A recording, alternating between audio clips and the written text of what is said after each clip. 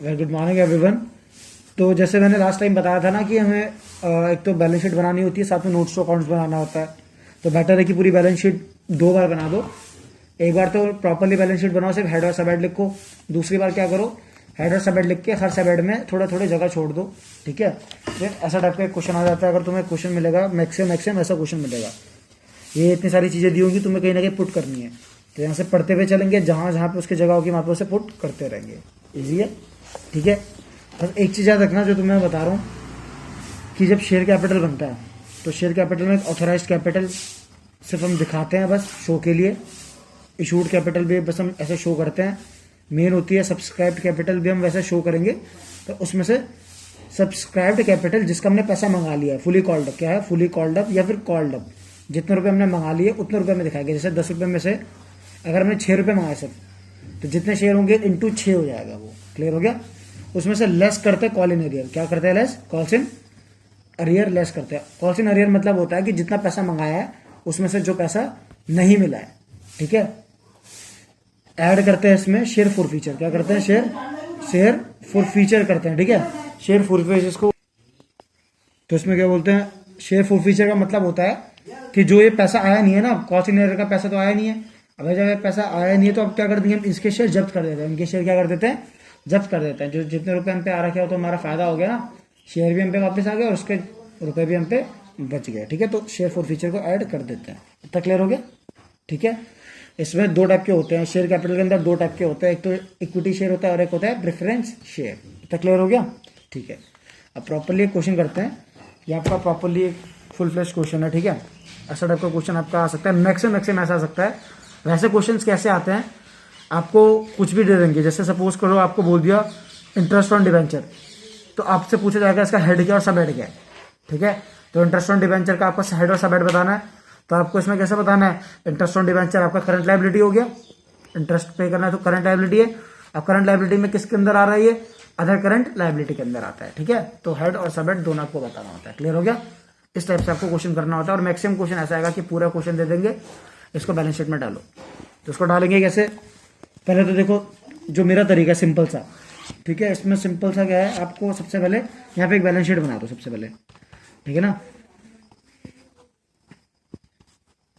Equity and liability करके पहले सबसे पहले फटाफट ये बनाए थे, जहाँ पे सिर्फ और सिर्फ हेड और सब हेड लिखेंगे। शेयर होल्डर फंड हो गया, उसमें ए और बी करके, पहला शेयर कैपिटल है, दूसरा रिजर्व एंड सरप्लस होता है। ठीक है, फिर आपका सेकंड क्या होता है? नॉन करंट लायबिलिटी होता है। नॉन करंट लायबिलिटी हो गया। नॉन करंट लायबिलिटी में आपका ए बी, ठीक है, बी सी डी करके आप इसमें चीज डाल दो।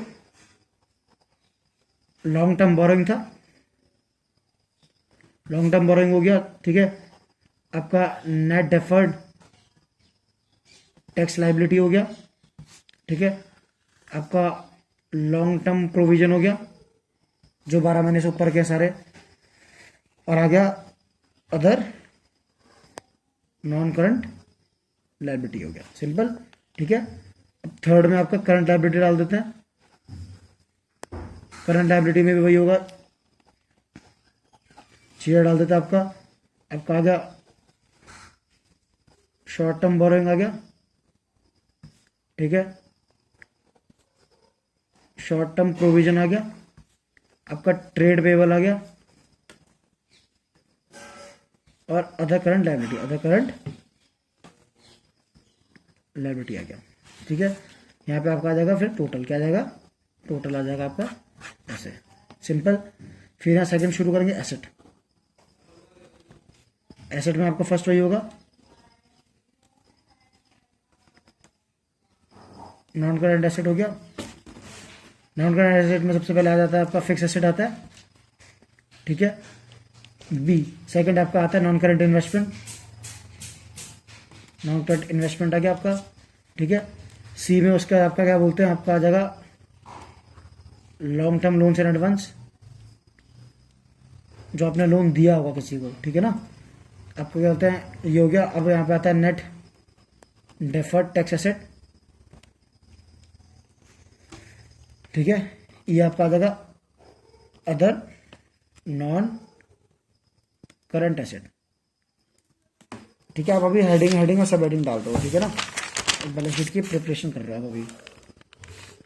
तो ये करके आपने अब क्या करोगे, यहाँ पे सेकंड में करंट एसेट डालोगे आप, ठीक है। करंट एसेट फटाफट डालते हैं। आपका वही आएगा शॉर्ट टर्म इन्वेस्टमेंट, ठीक है। भी आ जाएगा आपका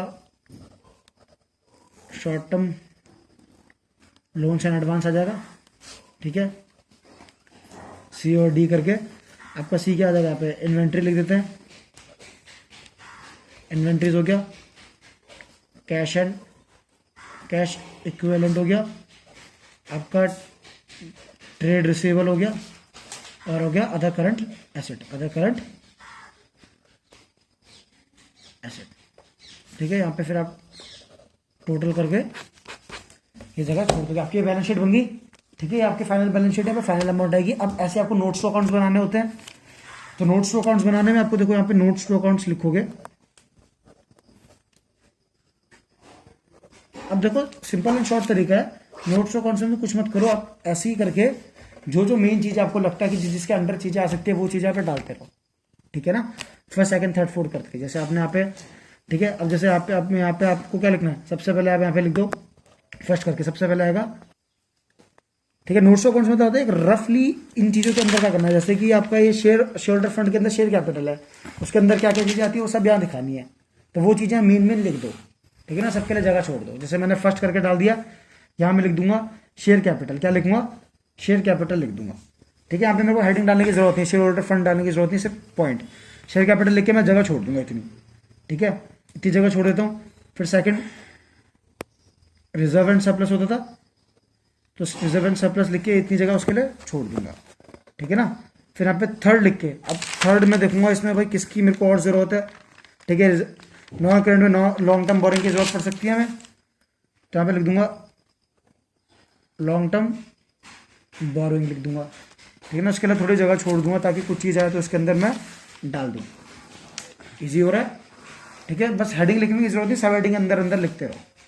अब चौथा मैं क्या लिखूंगा, ठीक है। Mostly net deferred tax liability नहीं आता है, लॉन्ग टर्म प्रोविजन भी अब नहीं पूछते, कहीं अदर नॉन करंट लाइबिलिटी भी नहीं पूछते, तो लिखने की जरूरत नहीं होगी, ठीक है। अगर जरूरत भी होगी तो आपने थोड़ी सी, अब मैं आपको करने के लिए इसलिए जा रहा हूँ यहाँ पे क्योंकि सिंपल सी बात है ना। आप देखो आप पूरा क्वेश्चन पढ़ोगे यहाँ पे, अगर आप क्वेश्चन पढ़ोगे तो 1 घंटे तक तो आप चेक करते रहोगे भाई किसके अंदर है किसके अंदर नहीं है। तो इससे बेटर है फटाफट से यहाँ पे शॉर्टकट में सबके लिए जगह छोड़ दो लिख के, या तो सारी चीजें लिख के सबके लिए थोड़ी थोड़ी जगह छोड़ दो, ठीक है। और मैं आपको रफली बता रहा हूँ कि इन चीजों के बारे में नहीं पूछते। नेट डेफर्ड टैक्स लाइबिलिटी के अंदर कुछ नहीं आता, लॉन्ग टर्म प्रोविजन के अंदर मोस्टली कुछ नहीं आता, अदर नॉन करंट लाइबिलिटी के अंदर भी मोस्टली कुछ नहीं आता, ठीक है, मोस्ट ऑफ द टाइम। तो इसके लिए अगर आएगा भी तो यहाँ पे थोड़ी सी जगह छोड़ दो, ठीक है। फोर्थ लिख के, या फिर यहाँ पे फोर्थ भी मत लिखो, यहाँ पे जैसे थोड़ी सी जगह छोड़ दो, लॉन्ग टर्म बोरिंग के लिए ज़्यादा जगह छोड़ दो, फोर्थ लिखो यहाँ पे, ठीक है। फोर्थ नोट यहाँ पे लिख दो। अगर कुछ अलग तुम्हें बीच में लगेगा कि कुछ लॉन्ग टर्म प्रोविजन या फिर नॉन करंट के अंदर आया तो यहाँ लिख के उसके अंदर दिखा देना, ईजी है, ठीक है। तो अब देखते हैं करंट पे आते हैं। शॉर्ट टर्म बोरिंग भी दिया रहता है कहीं ना कहीं, तो शॉर्ट टर्म बोरिंग भी लिख के ऐसे छोड़ दो थोड़ी सी, ठीक है। फिर फिफ्थ नोट लिख के शॉर्ट टर्म प्रोविजन भी लिख के छोड़ दो, शॉर्ट टर्म प्रोविजन भी लिख के थोड़ा सा जगह छोड़ दो, ठीक है। फिर सिक्स्थ नोट बना के ट्रेड पेपर लिख के छोड़ दो, यहाँ पे ट्रेड पेपर लिख के छोड़ दो यहाँ पे। फिर सेवंथ नोट यहाँ पे नोट बनाते रहो, 6 7 मतलब नंबर डालना है बस, ठीक है। ट्रेड पेपर लोगे, अदर करंट लाइबिलिटी भी लिख के छोड़ दो यहाँ पे, अदर करंट लाइबिलिटी लिख के छोड़ दो यहाँ पे, ठीक है। फिर 8 लिखो, 8 करके यहाँ पे अब क्या आएगा, फिक्स एसेट। क्या आएगा सबसे पहले, फिक्स एसेट आएगा, क्योंकि अब क्या बोलते हैं आपका ये आ गया ना, एसेट में नॉन करंट एसेट आ गया, तो इसके अंदर फिक्स एसेट एक नोट बना के छोड़ दो। इसके अंदर काफी चीजें आती है तो इसके लिए जगह ज्यादा छोड़ो। यहाँ पे क्या बोलते हैं, मेन वो नहीं लिखना है यहाँ पे, ठीक है। यहाँ पे ये लिखने की जरूरत नहीं है आपको, current liability non current liability, क्योंकि हमें इसकी जरूरत है ना, हमें तो सिर्फ अंदर के सबेट्स के अंदर की चीजें दिखानी है, ठीक है ना। तो हमने फिक्स एसेट के लिए जगह छोड़ दी यहाँ पे। तो अब 9 लिख के यहाँ पे लिखते हैं 9 पॉइंट में हम देखते हैं अब आगे क्या होगा। नॉन करंट इन्वेस्टमेंट एक लिख देते हैं, नॉन करंट इन्वेस्टमेंट लिख के थोड़ी सी जगह छोड़ देते हैं, अगर कुछ होगा तो डाल देंगे, 10वें नंबर पे हम अब यहाँ पे long term loans and advance भी होता है। Long term loans and advance लिख के भी थोड़ी जगह छोड़ देंगे। फिर यहाँ 11वां पॉइंट लिख के नेट डेफर्ड टैक्स लायबिलिटी, वो एसेट आता नहीं है तो इसलिए उसको लिखने की जरूरत भी नहीं है। अदर नॉन करंट एसेट है, मोस्टली ये भी नहीं आता तो ये भी लिखने की जरूरत नहीं है, ठीक है। अब शॉर्ट टर्म इन्वेस्टमेंट है, यहाँ पे शॉर्ट टर्म इन्वेस्टमेंट भी लिख देता हूँ मैं, शॉर्ट टर्म इन्वेस्टमेंट भी लिख देता हूँ, ठीक है। अगर वो आएगा तो लिख देंगे, ठीक है। फिर 12 नंबर पे शॉर्ट टर्म इन्वेस्टमेंट के बाद short term loans and advance, तो यहाँ पे short term loans and advance भी लिख के छोड़ देंगे। फिर 13वें नंबर पे इन्वेंट्रीज, ठीक है, इन्वेंट्रीज भी लिख के छोड़ देंगे यहाँ पे, ठीक है। फिर इन्वेंट्रीज के लिए थोड़ी जगह ज़्यादा जगह छोड़ेंगे क्योंकि इन्वेंट्री ज़्यादा होती है। फिर 14 नंबर पे हम क्या करेंगे, cash and cash equivalent, cash and cash equivalent लिख के छोड़ देंगे, ठीक है। फिर 15 नंबर पे आपका ट्रेड रिसीवेबल है, ट्रेड रिसीवेबल लिख के छोड़ देंगे, ट्रेड रिसीवेबल लिख के छोड़ देंगे यहाँ पे, उसके अंदर पॉइंट्स आ जाएंगे। फिर लास्ट में क्या बचा आपका, अदर करंट एसेट्स, तो ठीक है 16 नंबर पे, ठीक है, अदर करंट एसेट लिख के छोड़ देंगे, ठीक है। क्लियर हो गया इतना, हमने बस उसी को यहाँ पे ऐसे रॉ में लिख दिया। अब क्या करना है, सिंपल सा पार्ट है, देखो अब उठाना है ऐसा क्वेश्चन, अब ऐसा क्वेश्चन उठाना है ये, अब जो जहां आएगा उसको वहां डालते रहो। जैसे मैंने कहा सेंड्री क्रेडिटर, तो क्रेडिटर तो पता है हमारी लायबिलिटी है, ठीक है, लायबिलिटी है ना, करंट लायबिलिटी है। तो अब सबसे पहले कहाँ पे आओ, करंट लायबिलिटी में, ठीक है। करंट लायबिलिटी में किस में आता है, ट्रेड पेबल में, तो ट्रेड पेबल में यहाँ पे डाल देंगे हम सेंड्री क्रेडिटर, डाल देंगे सेंड्री क्रेडिटर इसके अंदर डाल के लिख देंगे 1 लाख का है, तो 1 लाख लिख दिया हमने यहाँ पे, इजी। फिर सिक्योरिटी प्रीमियम है, मैंने बोला था सिक्योरिटी प्रीमियम मतलब रिजर्व होता है, तो ये किसके अंदर आता है, रिजर्व के अंदर आता है, तो ये रिजर्व एंड सरप्लस के अंदर यहाँ लिख देंगे सिक्योरिटी प्रीमियम रिजर्व। कितने का सिक्योरिटी प्रीमियम रिजर्व हमारा, 50,000 का, तो 50,000 को लिख देंगे इसके अंदर।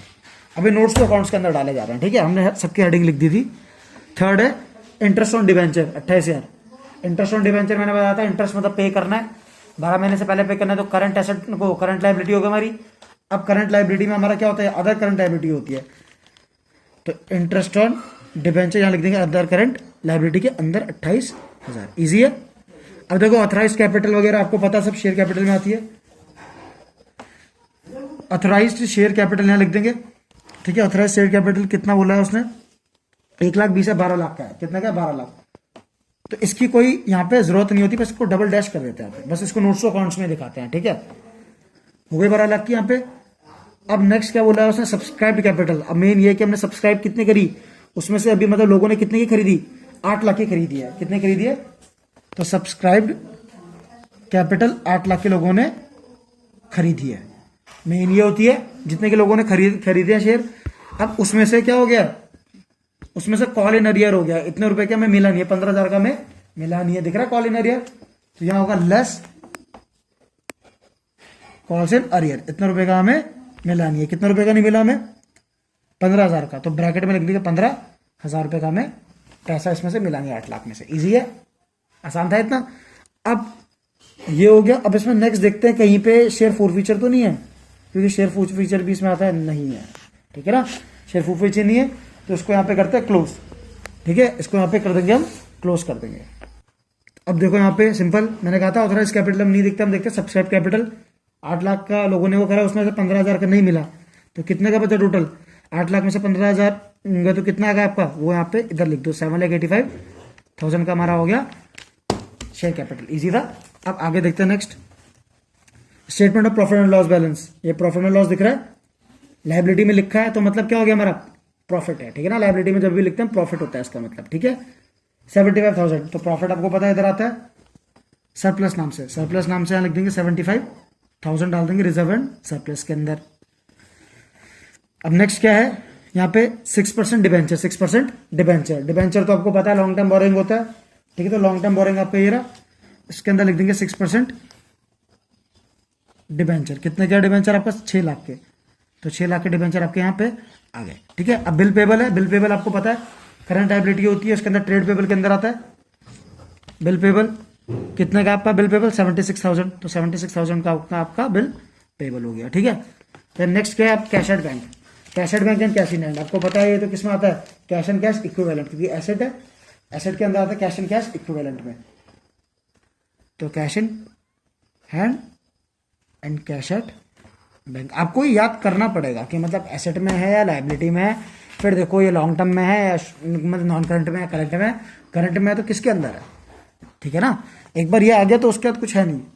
79,800 हमारे पास बैंक में है, ठीक है, और आपका 1,500 हैंड में, ठीक है। ये दोनों लाइन यहाँ पे, ये डेबिट क्रेडिट कुछ नहीं है, ये दो लाइन इसीलिए है ताकि यहाँ पे हम जैसे शेयर कैपिटल का हमने अंदर का यहाँ पे अंदर टोटल करा तो अपने यहाँ पे शेयर कैपिटल का टोटल यहाँ बाहर लिख देंगे।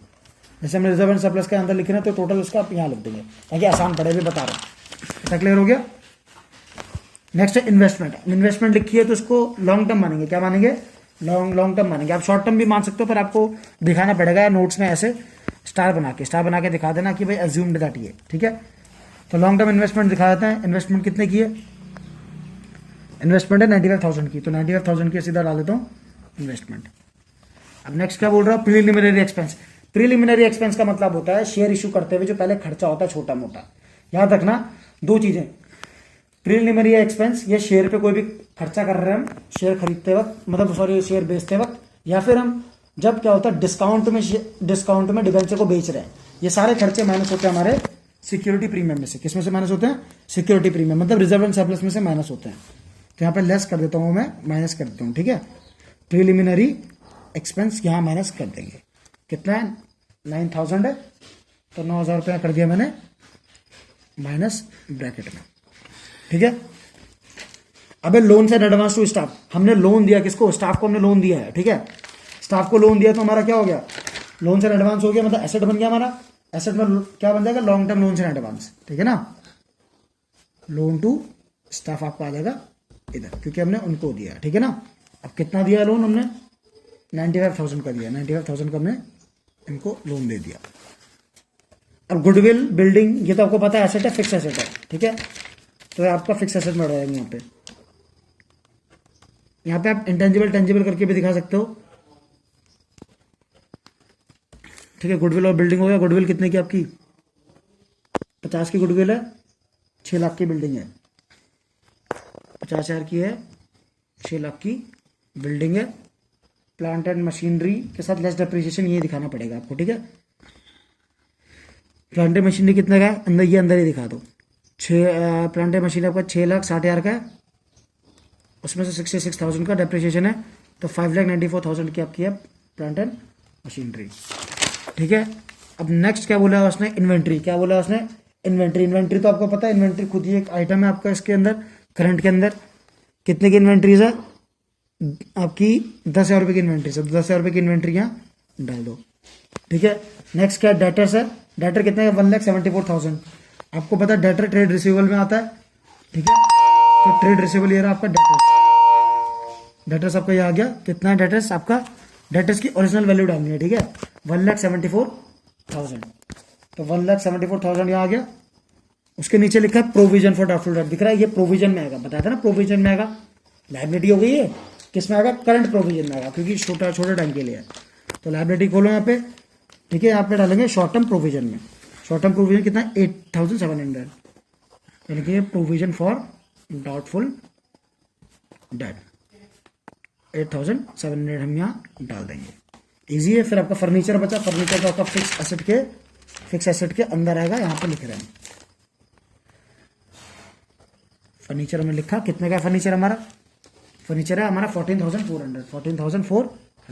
देखो इस तरीके से हमने सारी की सारी चीजें डाल दी यहाँ पे, सारी चीजें हमने पुट कर दी ना। अब क्या करना है, देखो अब काम है इसका, अब कुछ मत करो आप, सबसे पहले हर चीज का टोटल करते रहो कि आपका रिजर्व एंड सरप्लस का जो है ये टोटल कितना आएगा। तो हमने यहाँ सबका टोटल कर दिया है, ठीक है। देखो आपका रिजर्व एंड सरप्लस में जितना भी था ये माइनस करेंगे तो 1,16,000 आया। लॉन्ग टर्म बोरिंग में एक ही था 6 लाख का, 6 लाख इधर आ गया। शॉर्ट टर्म बोरिंग में कुछ नहीं था तो डैश कर देंगे, कोई दिक्कत नहीं, जो खाली छूट गया ऐसा कोई इशू नहीं है, ठीक है। शॉर्ट टर्म प्रोविजन में हमारा एक ही था तो इसका यहाँ टोटल इधर आ गया। ट्रेड पेबल में हमारे 2 थे तो इसका यहाँ पैसा आ गया। अदर करंट लाइबिलिटी में हमारा ये आ गया। फिक्स एसेट हमारे टोटल कितने के हो गए, इतने के हो गए, ठीक है। नॉन करंट इन्वेस्टमेंट हमारी इतने की थी। लोन्स एंड एडवांस हमारा लॉन्ग टर्म के लिए इतना था, ये ठीक है। बाकी कुछ नहीं है तो यहाँ पर डैश डैश डालते रहो। इन्वेंट्री हमारी आ गई, कैश हमारा इतना बच गया, ट्रेड रिसीवेबल हमारा इतना है, और अदर करंट एसेट हमारा कुछ नहीं है। अब डाल दिया। अब देखो इसको डालेंगे यहाँ बैलेंस शीट में। ये बैलेंस शीट मैंने प्रॉपर्ली तैयार करी थी, ठीक है। इसमें क्या था, सिर्फ इक्विटी, सब हेडिंग और सब हेडिंग है। तो अब करके इसमें डालते हैं।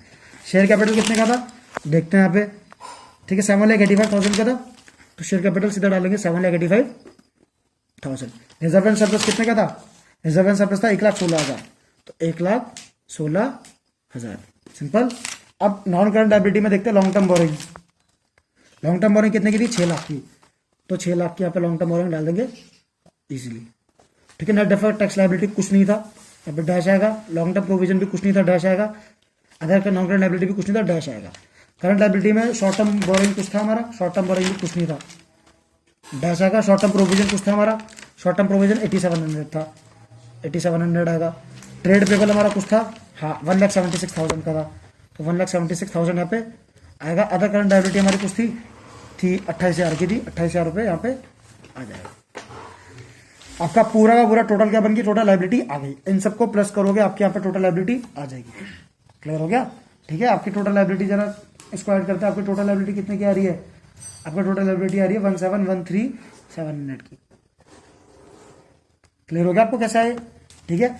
अब वहां पे एसेट का भी करते हैं। फिक्स एसेट कितने के थे, नॉन करंट में फिक्स एसेट आते हैं सबसे पहले। फिक्स एसेट कितने के थे आपके, फिक्स एसेट हमारे थे 1,25,8,400, 1,25,8,400 के थे, ठीक है। अब non current investment, non current investment हमारी कुछ थी, देखते हैं, हाँ 95,000 की थी। और लॉन्ग टर्म लोन भी हमारे 95,000 के थे, जोड़ डाल देते हैं। 95,000 का ये भी था, 95,000 का ये भी था ना। हमारा नेट डेफर्ड टैक्स एसेट कुछ नहीं था, अदर भी कुछ नहीं था। करंट एसेट में देखते हैं, शॉर्ट टर्म इन्वेस्टमेंट भी हमारी कुछ नहीं थी, short term loans and advance भी कुछ नहीं था। इन्वेंट्री थी हमारी, इन्वेंट्री थी हमारी 10,000 की, 10,000 की करते inventory. Cash and cash equivalent, यहाँ पे कैश एंड कैश इक्विवेलेंट था 81,300 का, 81,300 का यहाँ पे आ गया। ट्रेड रिसीवेबल, ट्रेड रिसीवेबल देखो हमारा कुछ था, हाँ 1,74,000 का हमारा था, 1,74,000 का यहाँ पे आ गया। अदर करंट एसेट है, अदर करंट एसेट हमारा कुछ नहीं है, तो इसमें आएगा डैश।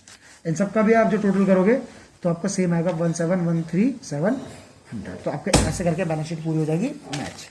सबको क्लियर हो गया। तो यहाँ पे आपको इसीलिए आपने नोट्स अकाउंट पे बनाया, शॉर्ट में अपने अंदर की चीजें डालते हुए फटाफट उसका टोटल आपने सारा डाल दिया। तो बेटर है कि आप पहले एक एक करके चीजें ढूंढोगे, एक एक करके आप चीजें ढूंढोगे, उस हिसाब से आप बनाओगे। उससे बेटर है कि पहले एक बार बैलेंस शीट का हेड और सब हेड बना दो, उसके बाद यहाँ पे फटाफट से लाइन खींच के सारे आइटम डाल दो। यहाँ पे सारे आइटम डाल दो, हेड मत डालो, सबके सब हेड्स डाल दो। जैसे share capital, reserve and surplus, सबके अंदर डाल के जगह छोड़ दो, जिसके अंदर आपको लगता है ज्यादा आता है कम आता है, सबके लिए जगह छोड़ दो नंबर डाल के। तो जो जिसके अंदर जो चीज आएगी वो यहाँ पे पुट करते जाओ, लास्ट में सबका टोटल करो और यहाँ पे भरते जाओ। आसान है, इजी था। अब एक चीज याद रखना, यहाँ पे कंटिजेंट लायबिलिटी बैलेंस शीट में नहीं आती है, क्योंकि प्रेजेंट में लायबिलिटी नहीं है, फ्यूचर में होगी। तो वो कैसे बनेगी, कंटिजेंट लायबिलिटी यहाँ पे जैसे 16 हो गए थे ना, 17 डाल के हम यहाँ पे दिखा देते, ठीक है। कंटिजेंट लायबिलिटी करके यहाँ पे दिखा देते अंदर की चीजें। क्लियर हो गया, वो नोट्स अकाउंट्स में आता है सिर्फ कंटिजेंट लायबिलिटी। क्लियर हो गया। कंटिजेंट लायबिलिटी में जैसे क्या क्या आता है, प्रपोज डिविडेंड, प्रपोज इंटरेस्ट, जो अभी दिया नहीं है प्रपोज कैसे दे सकते हैं। क्लियर हो गया। तो आज के लिए इतना बहुत है। इसके हेड सब याद करो, सब चीज प्रॉपर्ली एक बार देखो, आपको याद हो जाएगा। वो चैप्टर में मैंने आपको फोटोज भेजी है, एक बार देखो, आपको क्लियर हो जाएगा। ठीक है, आज के लिए इतना बहुत।